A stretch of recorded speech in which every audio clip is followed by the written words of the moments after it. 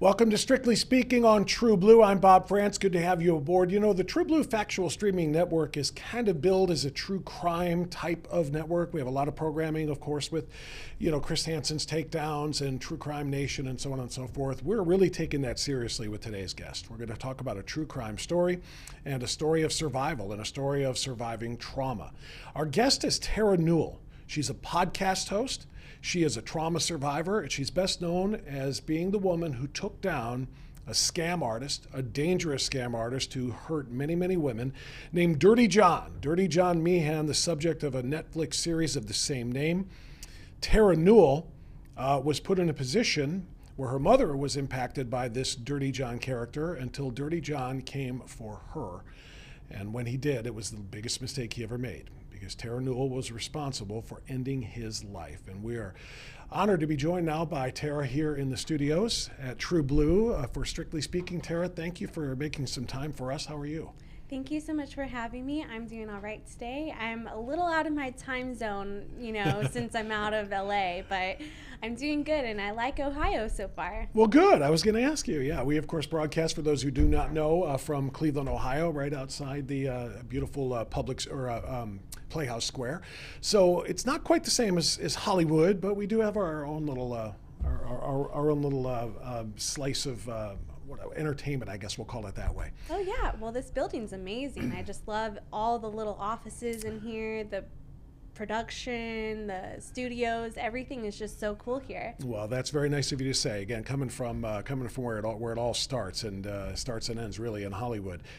So your story is such an incredible one, and we're going to talk about your podcast. We're going to talk about the Survivor Squad. We're going to talk about your website too, because you have a kind of a mission. You have used your celebrity, as it were, for being the person who ended the life of Dirty John, and we're going to talk about that, but you use this as a way of helping other people. Who helped you? Who helped you get past the trauma where you were attacked and you were forced to defend yourself and to end the life of a dangerous person like this? Who helped you with your trauma?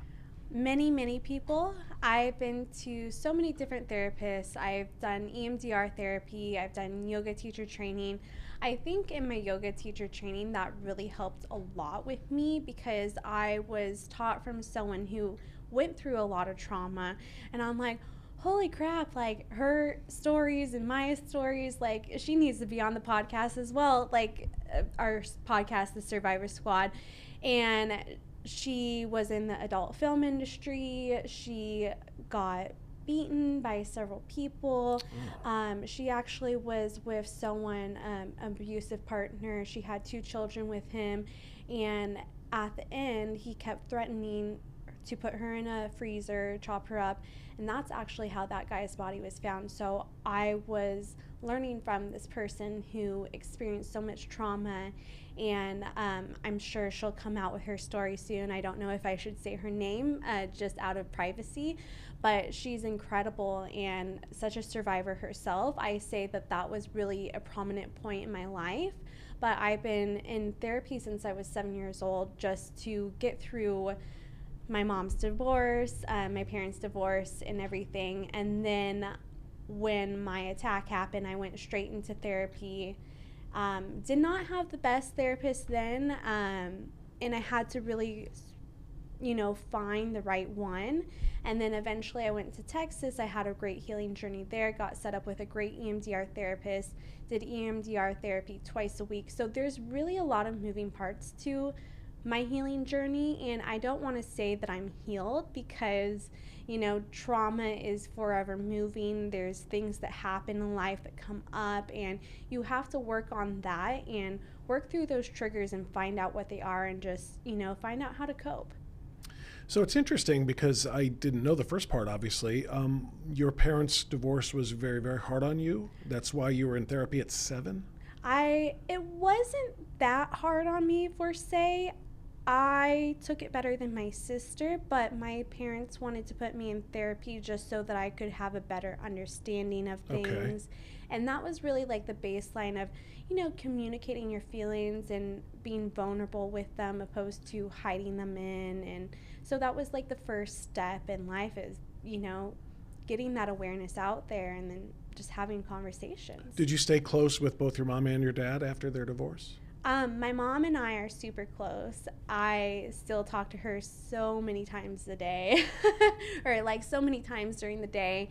And my dad, we are close, but A little different. Yeah, it's like, your mom is your mom. She's always going to be there to nurture you, and your dad's a little bit stronger usually and tougher. Yeah, the only reason I asked it is because obviously your story of, the trauma that you endured is connected to your mom, because your mom ended up being one of the victims of this Dirty John Sheehan guy. So for those who don't know the story and maybe never saw the Netflix or anything else, Terra, let's get a little background on this. Tell us what you can tell us about John and how your mom came to be involved. So my mom met John on a dating website called Our Time. It was for seniors, and she just wanted the love of her life. She had her career, she had everything, she had her family, and so she was looking for that one perfect person to spend the rest of her life with. And she dated so many people on the app and just could not find the one. And then John's profile came up, said he was a doctor. He just looked like the perfect person on paper. Right. So she got together with him. He came and he picked her up for a date. They went to this restaurant called Houston's in Irvine. They had a great date there. Then she brought him back to her apartment, but she's not the type of gal to bring a guy back and think that some stuff is going to happen. Right. She's like, okay, come up for a coffee. So he comes up. He jumps on her bed. That makes her feel uncomfortable. She establishes a boundary and tells him, please get up. He gets angry, lashes out at her, and then he actually goes and he leaves. So that was her first experience, but he called her the next day or a few days later or something like that. And this is in 2016? 2014. 2014. Yes. Okay, sorry. Continue. Around September 2014. Okay. And so the next day he makes it up. He calls her, wants a second chance. She gives him a second chance, and then from then on it's just a whirlwind romance. He's love bombing her, giving her smoothies every day or coffee. She likes her coffee. And in the show it's smoothies, but in real life it's coffee, and just doting on her. And so she's like, okay, this is the love of my life. He's perfect. He has the perfect job. He's an anesthesiologist. And so my sister didn't like him and started having issues with him, just catching his grift. And what did she not like about him? What made her question? So he would come into the apartment and he would size everything up. He would ask her about her safe. He would ask her about her purses and just, overstep. Mm-hmm. And when you grow up with money, I feel like it's not good to talk about money. And so she was just like, why is he asking so many questions? Mm-hmm. Why is he so intrigued by my big safe too? That's a weird thing. Sure. And so that's a red flag. Oh yeah. So she was buzzing in my ear, but I was like, I'm going to give my mom a chance. I'm going to see if he's a good guy. I'm going to, just vet him out for myself. Did your sister express her concerns just to you or to mom? Everyone. To everyone. And how did your mom take that? My mom didn't take it so well. She moved out of that place with my sister, and she moved to a place on Balboa Island. Okay. And it's a very nice place on the beach, waterfront property. Mm-hmm. And she moved in, and I went to go help her. I was living in Vegas at the time. And when I went to go help her, it seemed like he was moving in too. I confronted my mom about this. She told me he wasn't moving in.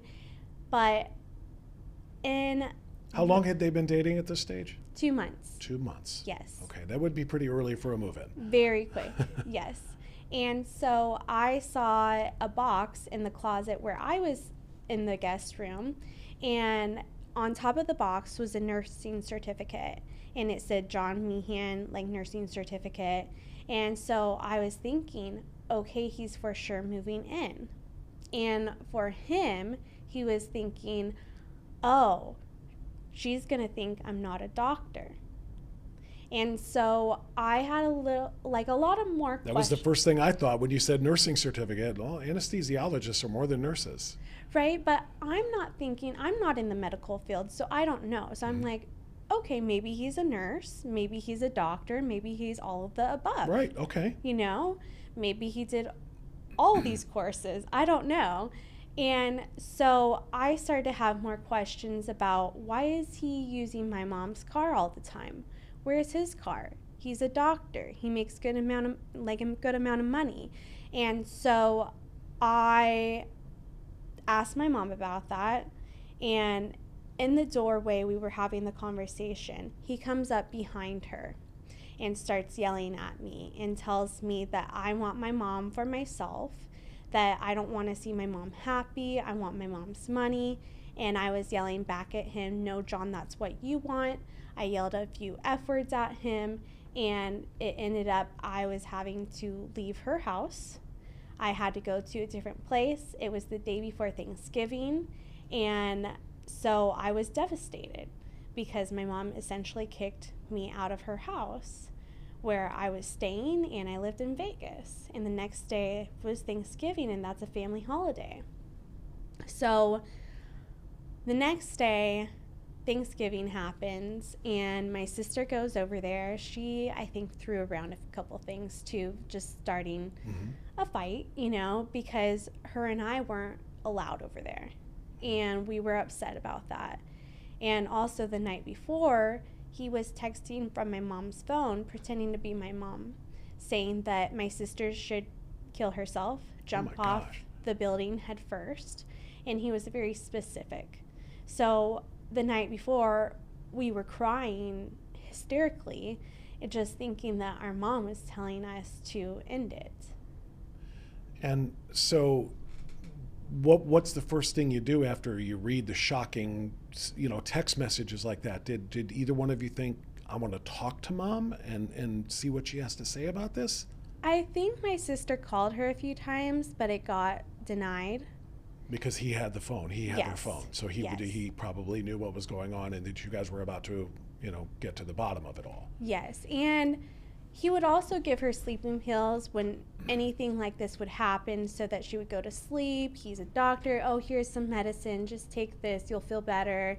It will help you sleep. I'm sorry you're so distraught over this. Okay. So he would use these little tactics to also get her to go to sleep. Especially when something like this happened, because it was emotional for everyone involved.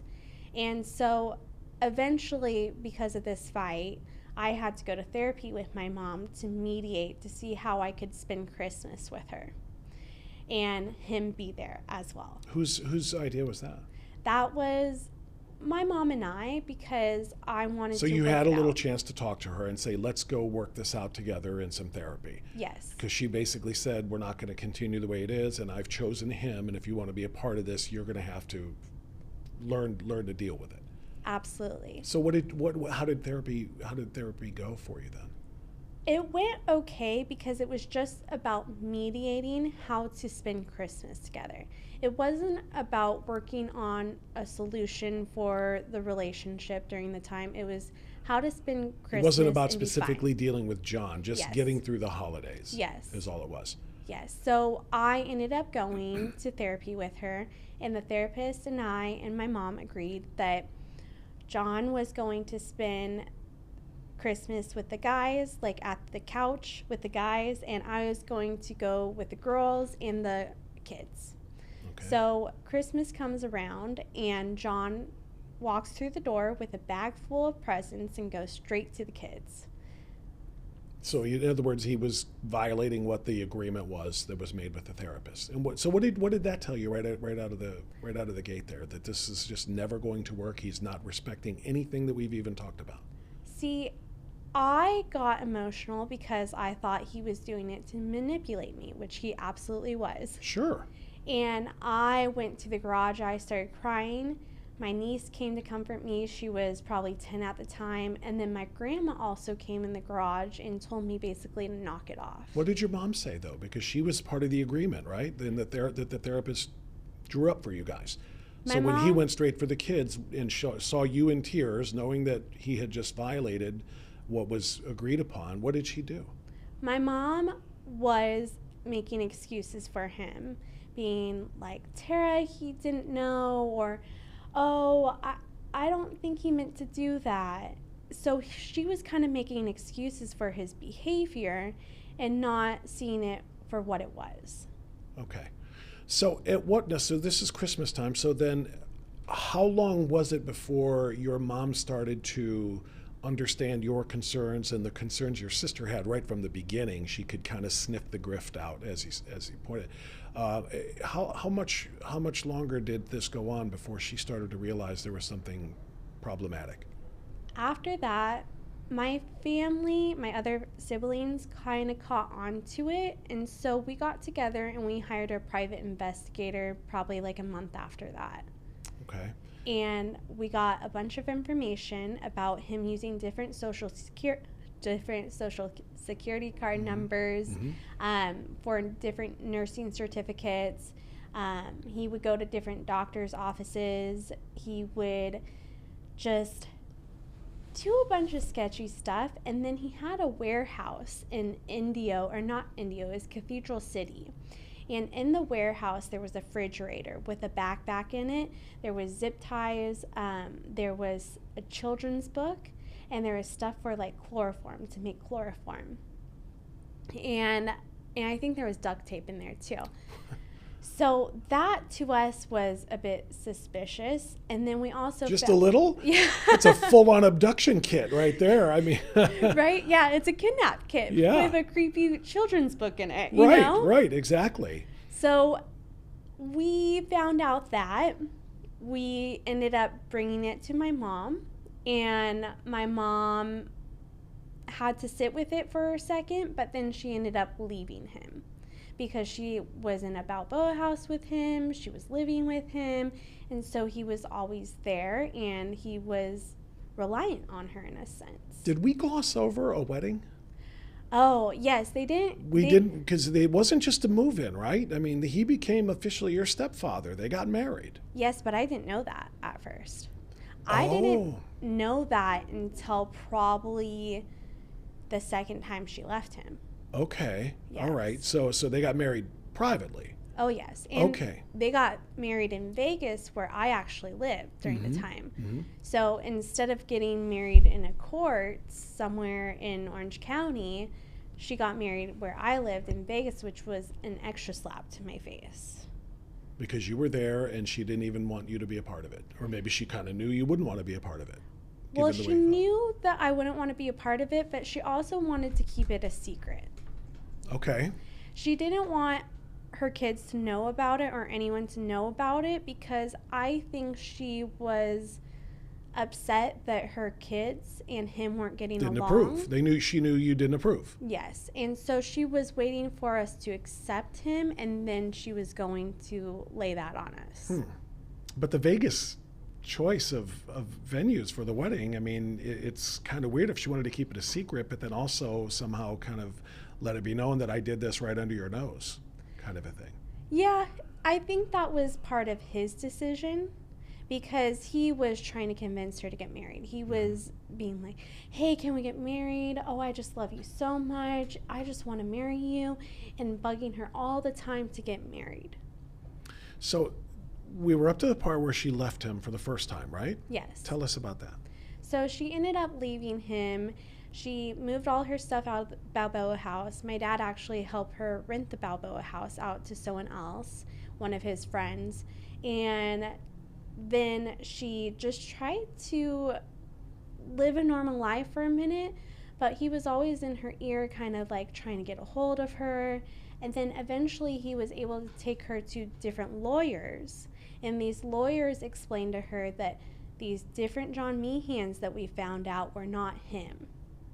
So was this a actor that he hired, or a lawyer that he paid to say that, or how did? So John was so good at his game, he would have lawyers in his pocket. Okay. And when they wouldn't do what he wanted, he would get them disbarred. How did he have the power to do that?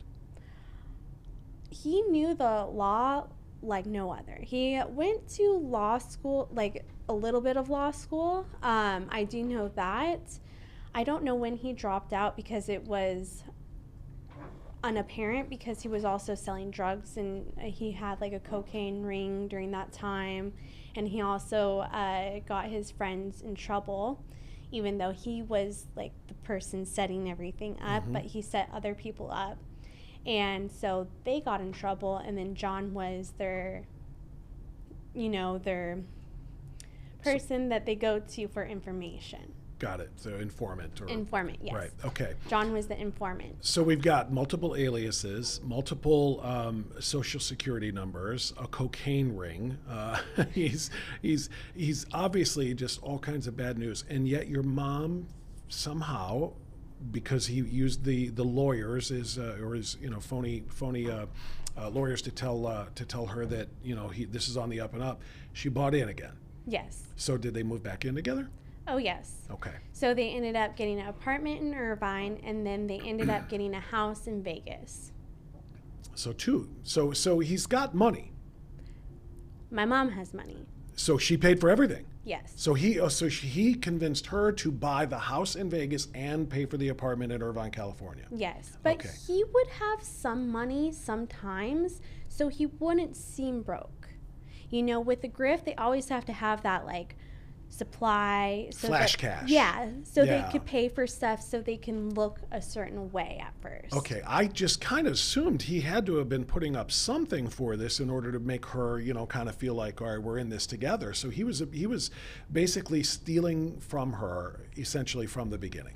Oh yes, and then he would steal all her gift cards too. And then he would blame it on my sister and I and say that we were stealing the gift cards.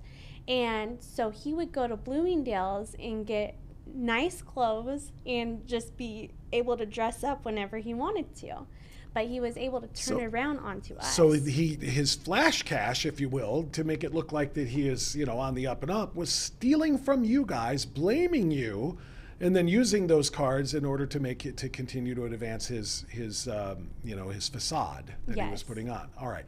So what broke your mom the second time and made her realize this isn't happening? So there was things that happened the first time before she left him. Like he got a letter from Jill, and he snatched it out of her hands and told her that it was illegal for her to open it, and how dare she. And then he also told her that he was pen pals with someone from Jill. So that's how he was getting around it. And so she had that from the beginning, but she kind of brushed it away. And then for the second time when she got just back because she together, was so desperate for love, to have that lifelong companion, is that why she just kind of had the suspicion, but she didn't want to believe it? So I hate to say the word desperate in a sense, because there's this thing that they do call love bombing, and then they get you to be involved in it, and then it's called trauma bonding, essentially what they do, the 7 steps. So they get you to love bomb at first, then they get like your trust and dependency, and then they start to there's a lot of different steps, but like gaslight you, manipulate you, and so they really create this addiction for the relationship. So you're addicted to the highs and the low from the relationship, so you can't leave. It's not so easy to leave. And he is so good at his game. Like even his own sisters were so scared of him. His sister said to me after everything that John was so good. If a butterfly didn't have wings, he could convince you that it had wings. Wow.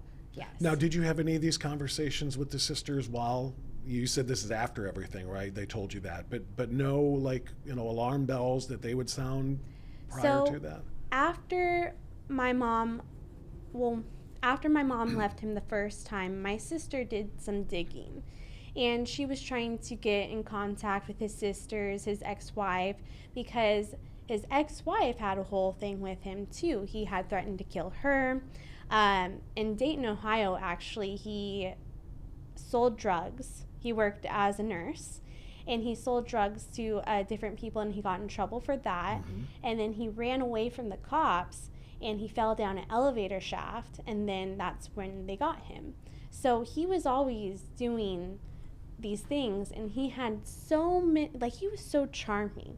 Not to me because he was trying to isolate me, Right. but he was charming to who he wanted to be charming to. So you could see how your mom got taken in by it. Oh, yes. Right. Okay. So eventually she realizes this has to end. I don't know what happens with the house in Vegas or anything after that. Was that a part of this breakup? So she actually hired her own private investigator before she left him the second time. And she got so much information on him, and it was crazy because... What made her do that, though? Given the fact that she was still suspicious but didn't want to believe anything, was it you guys? Did you and your sister convince her you need to put somebody on him to find out what he's really up to? I think it was just everything not adding up. I think it was the private investigator we hired, and then her wanting to know if that was really true. Mm-hmm. And so her hiring her own private investigator was him treating her a certain way at times, because then he would go into rages at one point, and then he would also threaten to kill my sister all the time. To her? Not sometimes to her, but to my mom. To your mom, I mean. Yes. So he would threaten to kill her daughter. Yes, and he was very specific. He said he would shoot her with a sniper rifle. He also said that he would dump her in the bottom of the ocean, gangster style, where no one could find her. Did she ever, your mom that is, find out about those text messages before the first time they split? No. Where she, kill yourself, jump off a building head first, blah, blah, blah. So she never knew about that stuff? Never, because he would erase them. But wasn't it on your sister's phone? The receiving of the messages? Yes, but because he created such a chaotic situation with my sister, she really wasn't believed by my mom. Okay. And my mom also would have to sneak to see my sister. Wow. Yes. And then it was funny because I was able to go see my mom, because at a certain point I was telling her, I would love to work it out with John. Please let him know that. I really want to make up with him. Mm-hmm. I don't want to live this way. I want to get along with my mom's husband. Right. And, I actually would have done that, but it was also a manipulation tactic for me, because I had a feeling he would never want to do that. Did you guys ever refer to him as Dad? Oh, no.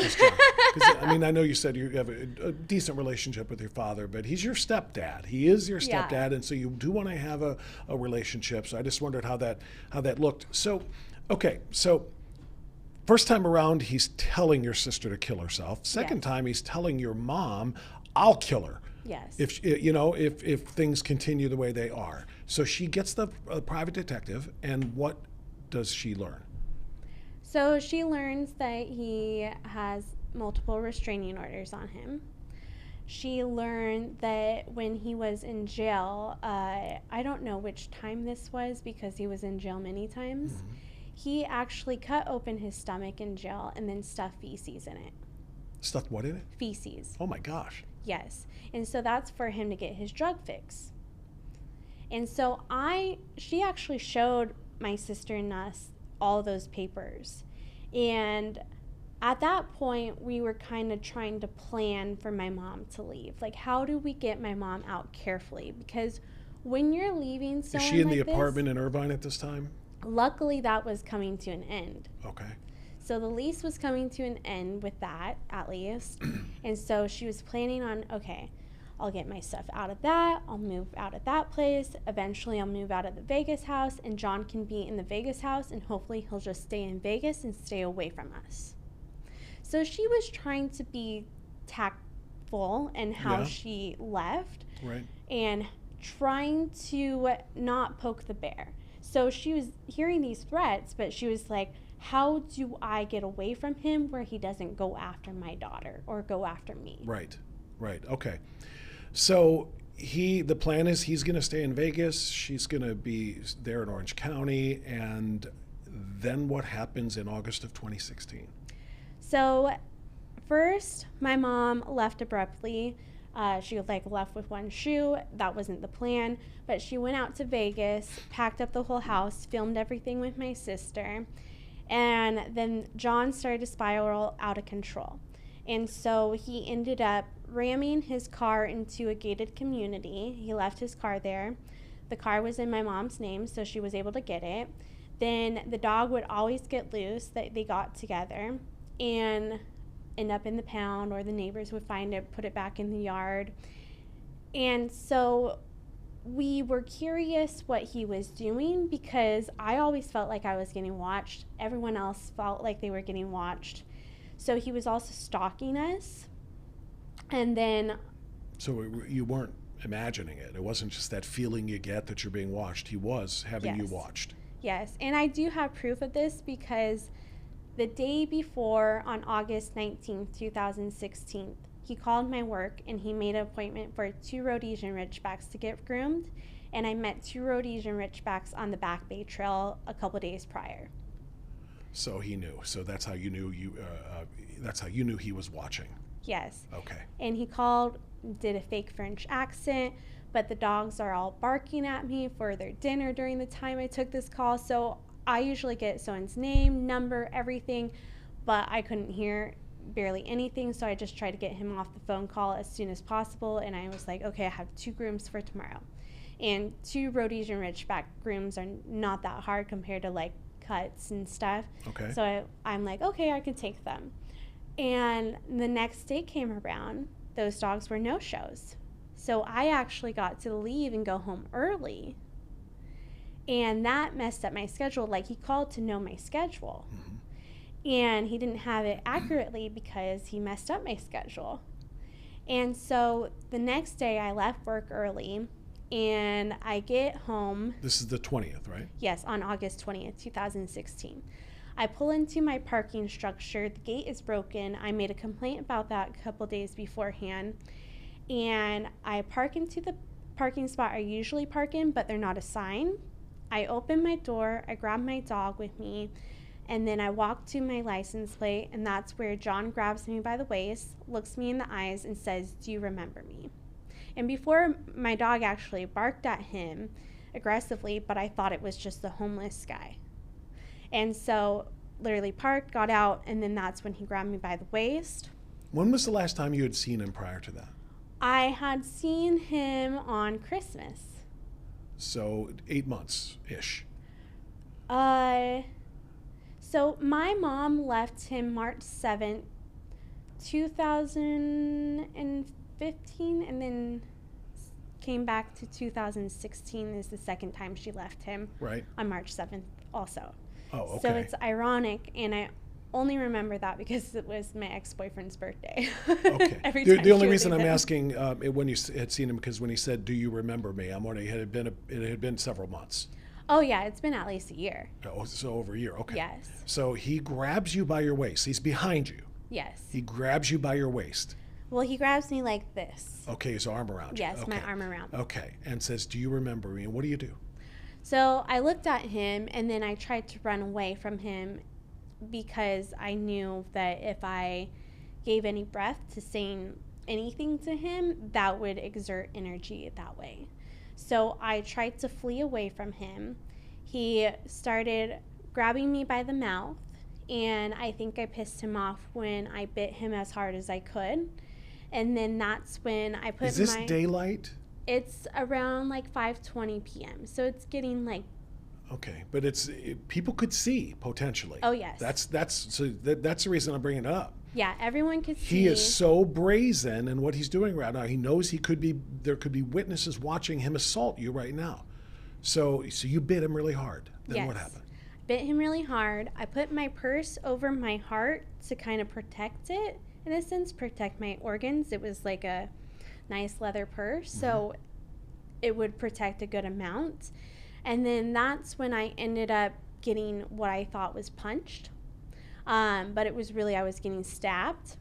And so I didn't realize that. But then I ended up on my back, and my dog was attacking his ankles at the same time. And this was actually the best benefit to me because I was able to use my femur muscles to kick him. And so I started kicking him as he was, at this point, I realized I'm in a knife attack. And he's bringing down the knife on me because before he had the knife in a Del Taco bag. So, what kind of a knife are we talking about? like a steak knife. Okay. Yes, it was the one knives with the bees on them that are silver. Okay. If you know that company. I'm just trying to get an idea of the size. Is it a switchblade? Is it a big hunting knife? Or like, you know what I mean? Big. Okay. So Yeah. and I apologize for making you go backwards in the story, but you said you put that bag kind of across your Like it was torso a big clutch. to protect it. Did you know he had a knife at that time, and that's why you did that? I'm wondering, why did you think, I want to protect here? It was just instinctually. So you just knew that he was attacking you in some way, and you thought, I'm going to protect my vital organs here, Yes. right? So just an instinctive thing. Okay, that's amazing, by the way. Thank you. And it worked, because then you realized he was trying to stab you in the stomach, right? And he hit the purse? To be honest, You thought you were being punched, but you were being stabbed? I didn't realize I was like connecting the dots for that. I didn't connect the dots for that until like probably 6 months ago. Really? Yes, and that's like 7 years later. Wow. Yes. Wow. Okay. So let's yeah. get back to the story. So you're on the ground. The dog is biting his ankles. You're kicking him from the ground. Yes. And then go ahead. So I'm kicking his forearms as the knife is coming down on me. And I'm able to kick the knife out of his hand. It lands on my right hand side in the ice pick position, which is perfect for picking up a knife. I pick it up and I just start wailing on him. And at first, I thought I was stabbing him in the front, but I was overthrowing it to his back. That's when he gasped, and then his body started to have that dead weight. So I held his head because I watched a lot of Walking Dead. You're flat on your back. Yes. He's on top of you, and you're literally stabbing him in his back. Yes. Okay. And so he gasped, and he's falling on top of me. I grab his head so that he doesn't bite me. And then that's when I do the last to the head, which is to the forehead, and then the last one is to the eye, which is the softest point of entry to the brain. And that was intentional? Yes. So you knew you wanted to drive that knife somewhere where it was going to do the most damage to stop this assault. Well, I watch a lot of Walking Dead, so it was the zombie kill. Wow. Okay. Yes. That's incredible. How many times, Terra, did you end up having to stab him before this was all over? 13 times. 13 times. And 11 in the back, 1... Yeah, 11 in the back and 2 in the head. What are you feeling? What are you feeling as this dead weight, dead guy laying on top of you? Are you screaming? Are you reaching for a phone? Are you trying to call 911? Anybody around you? Can you give me that layout? I was screaming before, but I think in this moment I might have not been screaming because I knew I needed to have all my energy in one spot. Right. So I was just breathing and stabbing in a sense. So would you describe yourself as being moderately calm? Because most people in a traumatic situation like that, and I'm saying this like I know and I don't, I'm assuming most people in a situation like that where they're being attacked with a deadly weapon, they're going to scream for help. You kept enough presence of mind to realize if I scream, I'm losing energy, and I need energy to fight this guy off. Is that accurate? Is that how you kind of approached it? I don't think that my mind is really making conscious decisions. It's just monkey see, monkey do. Like, I watched this program where they kill zombies, and then I killed him like a zombie in a sense. So I think it's that, but I did scream afterwards. I was, yelling for help. And did you see anyone? Yeah, well, I actually don't know how much I yelled, to be honest. It's really confusing still, like 7 years down to this day. Well, and it will be 8 years in August. It's just hard to. Do you feel like you kind of blanked? That's Oh, why you absolutely. can't recall it. But yet, while blanking, you're still have a presence of mind to remember what you watched on television, and the best way to kill the zombie kill is to do it the way that you did it. So that's a pretty remarkable thing. So did you know he was dead at that time when you put that knife through his eye and into his brain? Did you know it's over now? I had a feeling, but I didn't know for sure. So I literally took the knife, I scooted my body out from underneath him, and I took the knife and I tossed it to the side so that he couldn't reach for it and just grab it and Freddy Cougar me. And so I started to assess the situation after that. I saw that I was bleeding from my forearm. I had a 1-inch deep cut on my forearm, so I started to apply pressure to that so that I didn't lose lots of blood. Right. And then I looked around, and then that's when there was a lady with a yellow lab that came up, and she asked me, what can I do? And I asked her just to grab my dog because he was eating the Del Taco, and I thought that it could be poison. Oh, wow. Okay. So did that lady or did you, who called the police at that moment? So there was probably around 25 people watching from their balconies. They watched the attack and nobody came down to help. There was one girl who came down. Her name was Skylar. She was a 14-year-old lifeguard. And then there was another guy riding his bike, and then he came. But he was actually first, and then she came second. But Skylar was trained in this first day because she did the lifeguard training. She told me, hi, I'm Skylar. I'm trained in this. What is your name? What's your age? When's your birthday? And that's when we realized we had the same birthday. Just asking me questions to get me out of shock. How big is Dirty John Meehan, or was he? He's 6'2". So he is a foot taller than me. I was going to ask you, did you feel that adrenaline rush? You know how like they'll say sometimes a mom can lift a car off of her child to save your child's life, that adrenaline. Did you get that? Is that what you feel like happened? Because you shouldn't have been able to fight him off. See, everything happens based on your size so quickly that you don't really feel anything in the moment. It literally happened under a matter of probably like 30 or 40 seconds. That is just an incredible thing. So I assume you went to the hospital, right, for your wound? Yes. And then tell me how things went with the police. And obviously they have to take your statement about what happened. They have to believe that this was a self-defensive situation. How did that all play out? So before the cops got there, but this is what I kept telling them.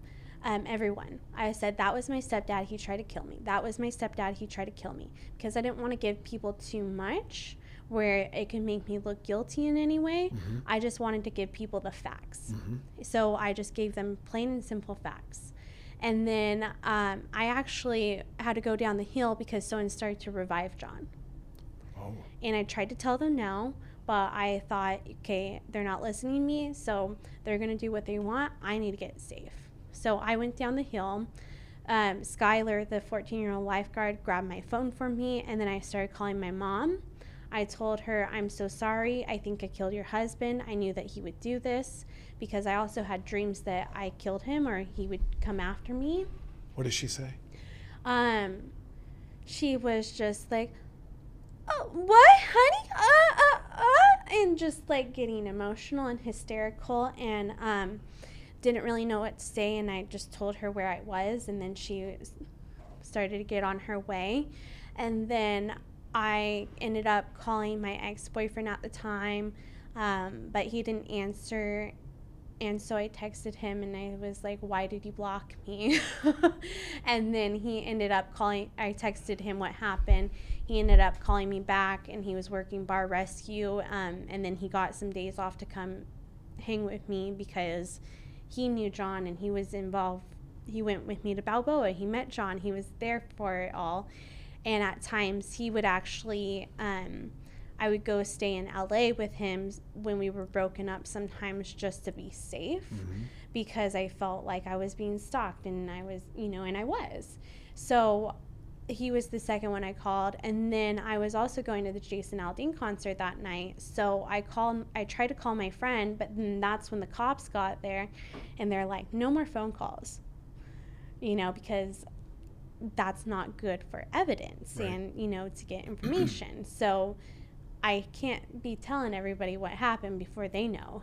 Right. So they got my phone from me. They basically told me that they would tell my friend. And that's when the paramedics started to wrap me up. And I think they started to ask me a few questions, but I kept being repetitive and just said, that was my stepdad. He tried to kill me. So they put me in the ambulance, and then they were trying to stick me with IVs and stuff, and I told them, no way. I need my dog with me because he's an ESA dog, and he goes to the doctor with me in general. Okay. So they ended up and I also told them I would sue them. So they gave me my dog, and then I let them do whatever to me. And then I asked them, out of shock, I was like, do you think that we'll wrap this up in time for me to go to the Jason Aldean concert? Oh my gosh. You had just survived an attack, a knife attack. You self-defensively killed your attacker, and you're ready to go to the concert. And what's funny is I don't know what I look like, but I'm bloody. I am tossed around. I have my hair's messy, and in my head I'm like, I think I could go like this. Now, did your mom show up? Because you said you called her to tell her where you were. Yes, and that's when I saw her. She actually had my dog. She took my dog from the lady when she got there, and then that's when I told them, like, I will sue you if you don't give me my dog, because I could sue them if they didn't give me my ESA animal to help me through this. I have legal documents. I have a doctor's note, everything, because I just had anxiety, and I lived with my dog, and my dog went everywhere with me. My dog went on planes with me. My dog was just, he also was a little bit service dog trained, but we didn't do the full completion. Right. So when your mom got there, what did she say? She couldn't say anything to me, actually, because she had to stay on the other side of the line. Okay. And then they went to probably question her, and then they put me in the ambulance, and then we went to Hoag Hospital in Newport, and that's where I was waiting in just the hallway in the emergency room for a while, and then they put me into a room, and then that's when they started interrogating me and asking me everything that happened. No one was really that nice to me, but really? It looked like I killed someone. Did any of the 25 people watching from the balcony offer to testify and say, yes, you were attacked? So I never had to have that because they had everyone's 911 calls. Oh, okay. All yes. right, so you didn't have to do that part. But when you did talk to your mom for the first time, was it in the hospital there, in that hallway or somewhere? Or at what point did you get to talk to her, since you said at the scene you were separated by the line? So I asked the cops when I could see my mom, and that's when, because the nurses came to try to give me stitches, and I told them I've never had stitches before, I need my mom for this. And that was also probably 2 hours after, 2 or 3 hours after I was there, because I wasn't able to see her until 11 something. Mm-hmm. And when I asked them, they told me that my mom went to go be with John. No.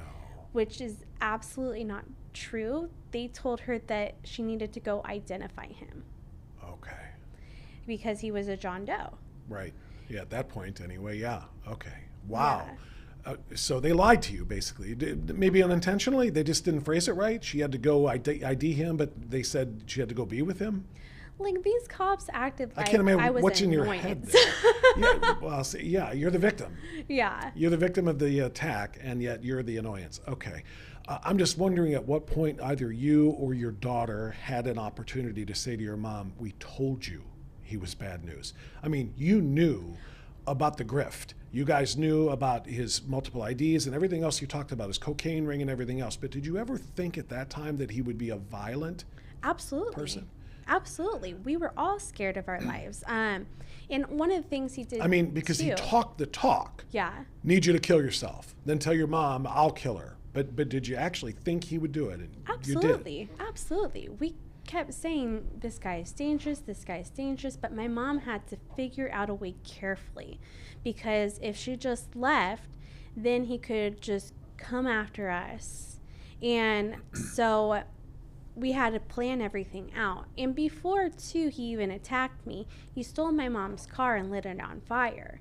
And so the police had a case about So that. you had a lot of information then about how violent he could be. Oh, yes. And he had a record. Did you ever think about arming yourself or hiring security or anything like that, if you felt like this guy who is a threat to my mom and maybe all of us?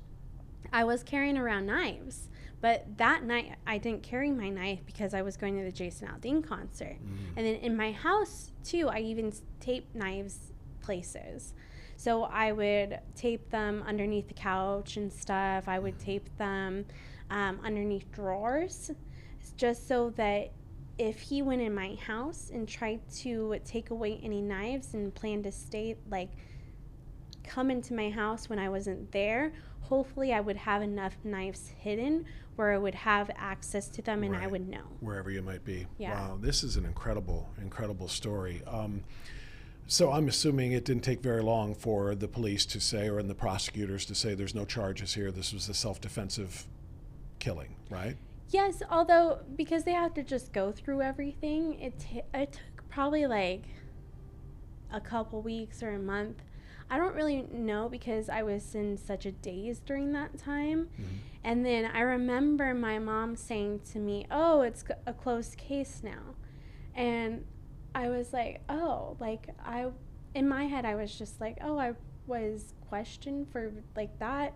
But I mean, I met Matt Murphy, who would have been my prosecuting attorney, like probably like 3 or 4 months ago in CrimeCon, and I saw him and he told me, he's like, your case is the only case, like the only happy case I've had in 17 years. Wow. I have a quote from him right here. He called it poetic justice. Where did it go? Hold on. Yeah. It's poetic justice in the strongest degree. And then I guess this is you then, said I have to use my trauma, my empowerment because that what I went through, there's not a lot of people that could survive that. You're exactly right. Not a lot of people could survive that. That makes you very unique, as does what you're doing now, which is a podcast. Tell me about the Survivor Squad.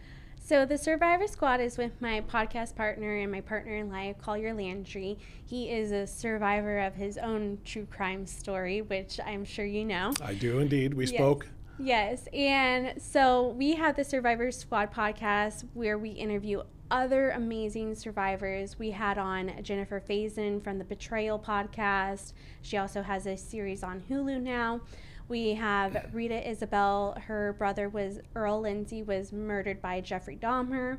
We have, who else? Kim Goldman. Her brother was murdered by O.J. Simpson. We have Kelsey German from the Delphi case. Her sister was murdered, right. Liberty German. And we just have so many amazing guests. And then we have a few amazing guests like Crystal Hefner coming up. She was the latest wife to Hugh Hefner. We have just so many amazing guests. And so what do you guys talk about? You just kind of share your own experiences and how you deal and cope with trauma? Because I know in talking to Collier before, that's a big part of what he brings to this, because, he had his own, as you point out, his own situation as well. So do you guys kind of just like, I think I phrased it to him, 12-step your way through things, shared experiences to kind of, let one another know that there are others out there like you? So each person that comes on the podcast is unique. They either tell 5 minutes of their story, a couple minutes of their story, a few seconds of their story, all the way to maybe an hour. And then sometimes we jump into how the media has been affected by everything with their story, how they've been affected, what they're doing for their mental health, how they're moving past their trauma. We just try to get whatever that person wants to say. And then sometimes we'll have certain questions that we ask because it's so unique that they're coming on and meeting other true crime survivors in a sense. Right. So we're able to relate and hopefully bring awareness to what it's like to be a survivor. You know, the correct term is, like earlier you said, celebrity. We're actually called, when you're a true crime person or your story gets exploited like that, or in a sense, we're actually called a pseudo-celebrity. Okay. Yes, and that's like the legal term if anyone wants to sue or anything, because you become popular for a certain amount of time, but you're not popular because you're out there, you know, acting or putting out music. You're out there because of your own story gets blown up. Got it. Okay. Tell me what you're doing with Terra Newell survival.com. So I do life coaching, I do trauma coaching. I try to teach people about their nervous system, about how to be aware of their triggers, because so many people are not aware of like what's even going on with their body, what's even going on with like how they feel about certain things, why they lash out. So I try to teach people about that. I do somatic body awareness with a lot of my clients. That's more so one-on-one things. Meditation is so great. Also, I do yoga. I do kind of everything to try to like teach that person how to cope, but I give them different tools. And, you know, what works for them might not work for another person, or, you know, so I try to give people options and teach them about breath work too, because a lot of the times, and I'm probably not breathing right now, but we're not breathing right. A lot of the times we should be breathing out of our belly, our deep, slow breaths. I really like the book Breathe, and that's a great way to start if you're just interested in being like, am I breathing correctly? Just because it brings a lot of awareness, and there are certain ways to breathe that actually lower how much like carbon dioxide or just how much oxygen we even take in at times. It's pretty amazing how much in tune you are with your body and with respect to breathing, because now you actually kind of study it and you talk about it, and it coach people on it. But when you did it in the moment that you were talking about, you said it was totally instinctive. You didn't think if I consciously think if I breathe too much right now, I'm going to expend too much, or if I scream too much, I'm going to expend too much of my energy, my breath, and I need it for this battle here. That was subconscious, but now it's very conscious. So it's kind of an amazing thing how you've evolved that way. Thank you. Yoga is very helpful for that. Okay. Because yoga, if you're doing it correctly, it's to yoke breath to movement. You know, so many people do it for workouts, and they're like, oh, I get a great workout, but, you know, I'm not really getting the benefit of yoga. Maybe you don't have the best teacher then, but you got to yoke your breath to movement. And when you do that, you learn how to move your body in certain ways. Do you have any post-trauma about killing someone? Absolutely. You do? Okay. Because, you know, I mean, I think anybody who heard this story about who this guy was and what he did to you, you totally justified, which of course you are. And so therefore I don't have any problem with it. I'm at peace with it. But I hear a lot of people who end up having to kill in order to save their own lives still have a really hard time. And you obviously do. You took a life even though it was justified. Tell me about that. You know, it's hard because, like, at times I'm like, oh, I would do it again. But then it's a lot harder than that. And it's a lot more emotional than that. And even at first, I felt bad for anyone that had to mourn his death. Okay. And so, I mean, there are days where I do have low points and, you know, I'm triggered more so than other things. But it's more so when I feel like I can't do everything right in the moment. And then I feel like is this my trauma? Is this me? I wish I had just like a normal life. And you have to really work on trusting other people, at least for me. It's really hard to even just trust myself sometimes, even though, you know, I'm doing it and I'm getting there. But you just have to accept yourself of where you're at times and tell yourself that it's okay to be here, and you're not going to be here for very long, because you're going to get up and you're going to just keep going. Back to your empathy for people who may have mourned his death. Did you know anybody who mourned his death? Did he have people he was close to? Did any of them blame you? Any contact? So his sisters came, brought me flowers. Okay. They told me that they were living in fear for their lives. His niece actually came. She was nice to me, but then I actually found out recently that they had a funeral for him, but actually one of the sisters didn't go because she supported me. And there was other families just thought this is crazy. Like, why is she still talking about this? Why does she continue to talk about this? But here's the thing. I thought about stopping talking about this. Like, it's trauma and sometimes not the easiest thing to talk about. And after this, I'm sure I'm going to have to decompress just because I talked about my attack and certain things. But at least I know how to decompress now. And the moment I thought about stopping, though, I got a message from someone saying that because I talked about how to get out of an attack, she was able to survive her attacker. And I took that as a sign.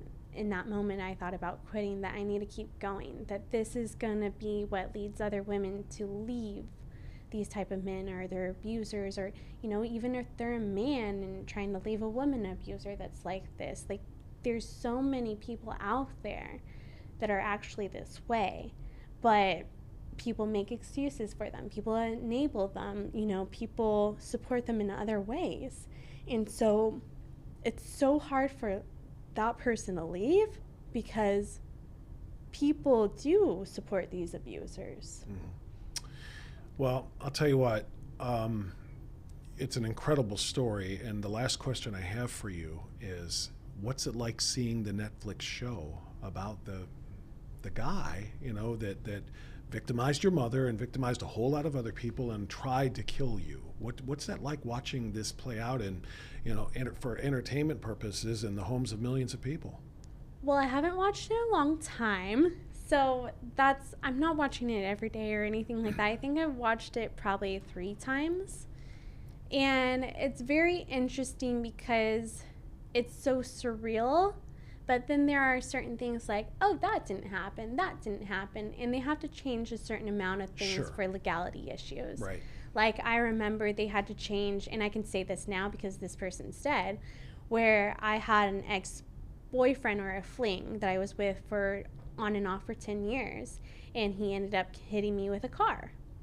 And there was one part, and he actually texted me about this right when it came out, was they said, oh, Max was hit by a car and then he got better. And that was in the show, but Max in real life died of a fentanyl overdose. Got it. So you know, they had to change that because when he was alive, he could go after them. So when you do watch it, the little bit that you have, you kind of recognize they're telling a story here. It's based on our story, but it's not the real story. Yes. And I worked in production before. Like, I was doing background work. My ex worked in the industry. I did like Mall Cop 2. So I knew, like, oh, production is different. Like, movies are different.